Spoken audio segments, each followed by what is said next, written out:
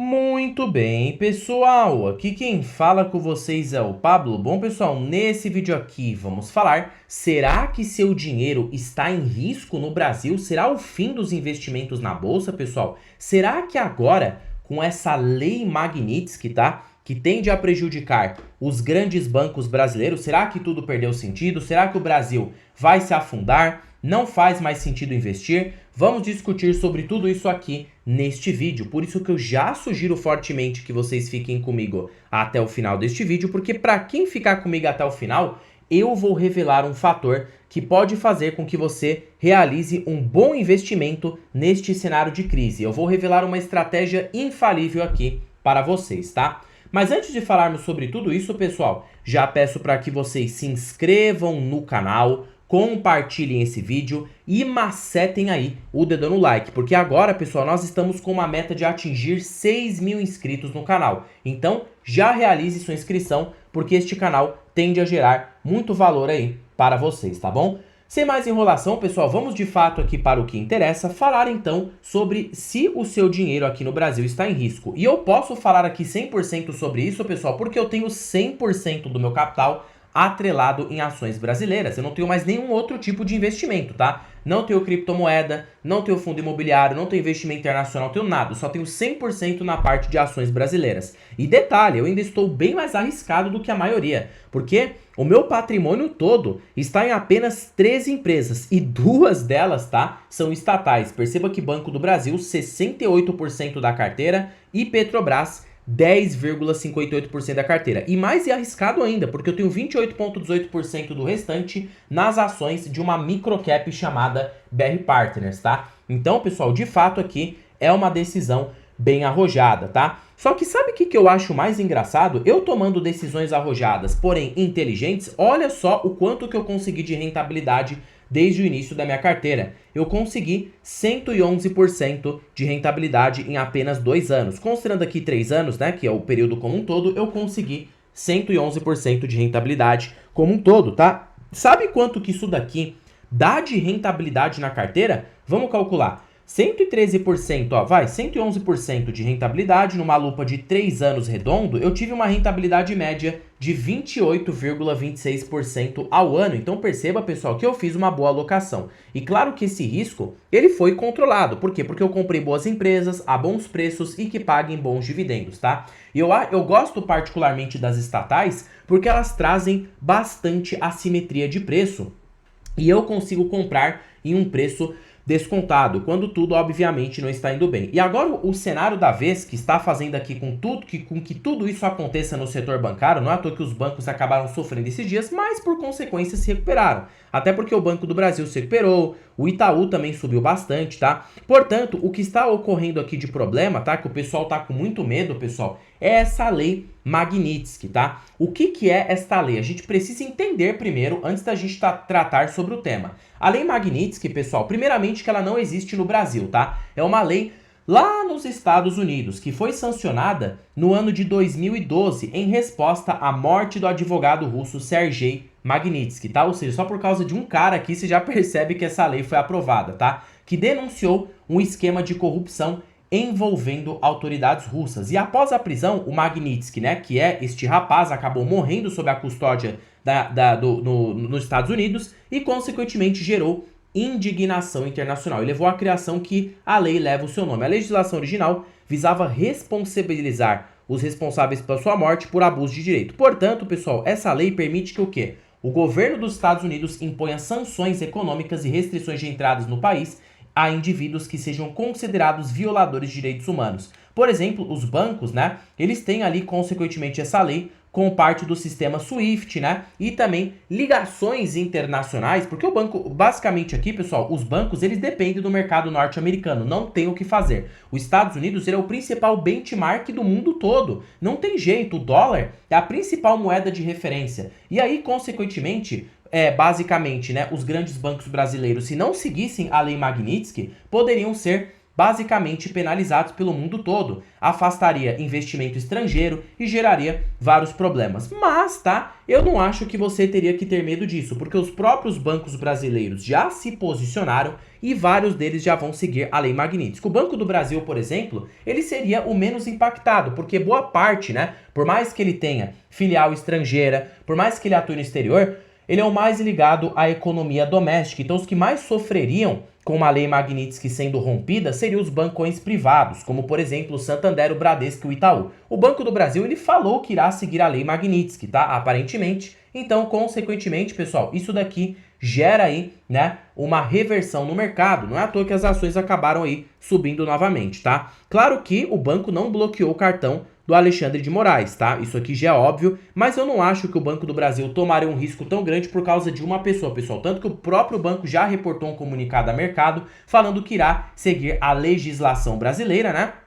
E por consequência ali, os padrões internacionais das mesmas. Então, até o presente momento, não tem nada confirmado. Então, parem de se desbasear em especulações. O Banco do Brasil é uma instituição sólida, assim como as outras, como o Itaú, Bradesco e o Santander, que consequentemente não vão se sacrificar por apenas um indivíduo, pessoal. Isso aqui é uma coisa óbvia, tá? E agora, pegando aqui, ó, todos os grandes bancos, com esse cenário que está acontecido com Magnitsky, incerteza, todos eles estão baratos. O maior descontado de todos é o Banco do Brasil, mas o Banco do Brasil tem sofrido com relação ao agro e questão de inadimplência esse ano. Por isso que o mercado está pagando um múltiplo mais baixo. Então, se você está olhando como uma oportunidade do banco se recuperar para os próximos anos, ele aparentemente pode ser uma belíssima oportunidade, assim como aconteceu com o Bradesco, né? Então, nesses momentos de incerteza, a gente abraça a seguinte tese, que é uma oportunidade. Porque, pessoal, a verdade é a seguinte, tá? O setor bancário, o setor de energia são setores que detêm oligopólios aqui no Brasil, tá? Principalmente o setor de bancos. Muito dificilmente esses 4 grandes bancos serão destruídos, perderão valor de vez, tá? Porque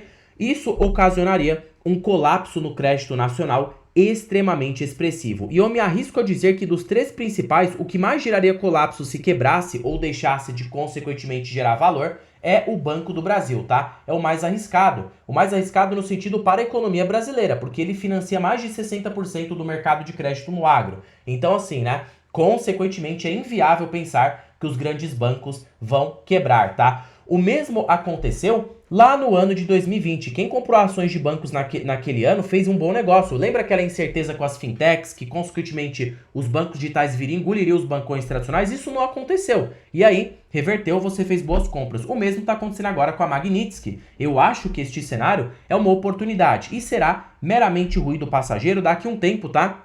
Ninguém vai falar mais disso e, por consequência, você vai ter feito um bom negócio comprando ações do setor bancário, que é o que eu sigo fazendo aqui na minha carteira, tá?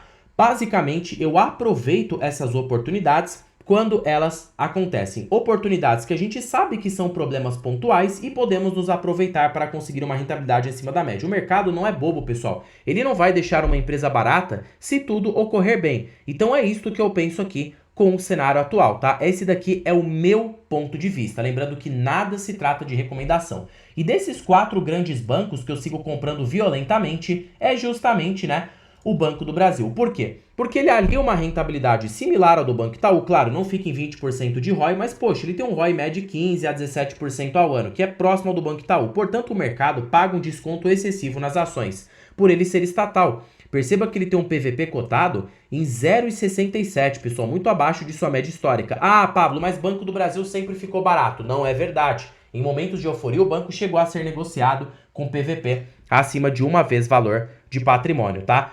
Em outros momentos também, o PL do banco chegou para acima de 10 vezes. Então, quem fala aí para você que o Banco do Brasil sempre fica barato é mentira, tá? E agora o PL não está de 7, esse indicador está inflado. O próprio banco divulgou o guidance, né? E a perspectiva com o valor de mercado atual do Banco do Brasil para este ano é que o seu PL seja de 5,2 vezes. Então ele ainda está absurdamente descontado, mesmo agora com essa queda de resultados que tem acontecido, tá? E consequentemente, para mim, de todos eles, o que tem mais oportunidade hoje é o Banco do Brasil. Por ser barato, quando a gente coloca aqui menos payout vezes ROI médio de 15%, o banco pode continuar crescendo 10,5% ao ano no longo prazo, arredondando 11,5%, tá? Que considerando ali que o banco vai conseguir fazer um esforcinho. Pagando um dividend yield médio de 8,8% ao ano, podemos ter um retorno embutido no preço da ação, tá? 11,5% mais, né?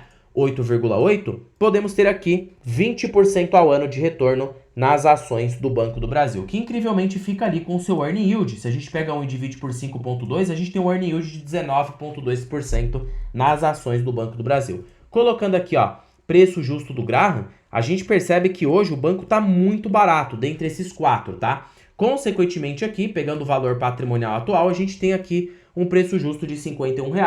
Dividido pelo preço atual de mais ou menos R$ 20, 21, né, que a ação deu uma subida agora, a gente tem um potencial de alta de 145%. E utilizando o PEG Ratio do Peter Lynch, que mede a taxa de crescimento juntamente ali com o PL, a gente tem um PEG Ratio de 0,47. Então, dos quatro que tem hoje, eu estou pesando mais a mão no Banco do Brasil. Se fosse para não comprar Banco do Brasil, eu pesaria mais a mão no Itaú, tá? Porque eu acho que o Bradesco, pessoal, ele tem consequentemente um valuation de Banco do Brasil e consequentemente, tá? De fato aí a qualidade acaba sendo inferior. Então, olha, pessoal, eu não fico ali muito otimista com o Bradesco para carregar para buy and hold. Eu acho mais que é uma oportunidade. Ou seja, aquele tipo de empresa que eu vou comprar, mas em algum momento da minha história eu vou vender, tá? Não tem jeito, porque o Bradesco, ele tem uma qualidade inferior. O ROI médio dele fica de 12 a 13% ao ano. Por quê?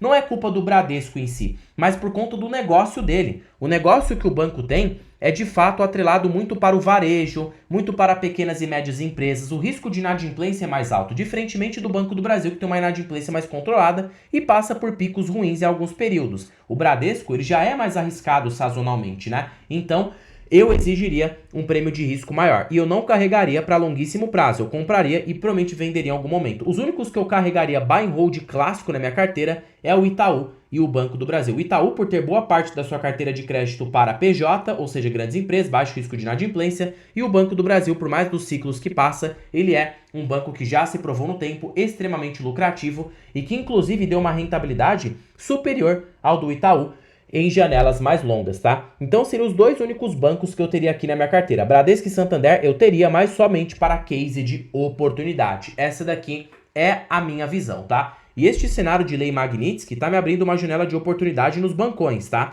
Por isso que eu sempre fico de olho aí, caso aconteça oscilações tecnicamente irreais, eu posso me aproveitar e comprar extremamente barato. Obviamente que nada se trata de recomendação. Pablo, pelo amor de Deus, quantos cálculos? Será que você consegue nos passar algo, alguma ferramenta, alguma coisa que dê pra gente uma perspectiva de estratégia melhor e que a gente não perca dinheiro na bolsa? É por isso, pessoal, se vocês querem conseguir uma rentabilidade acima da média, assim como eu consegui, eu já recomendo, tá?